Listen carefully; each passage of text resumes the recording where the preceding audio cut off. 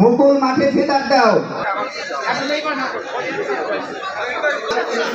Mohammad Ilias Hossain match পরিচালনা করবেন। মোহাম্মদ ইলিয়াস হোসেন।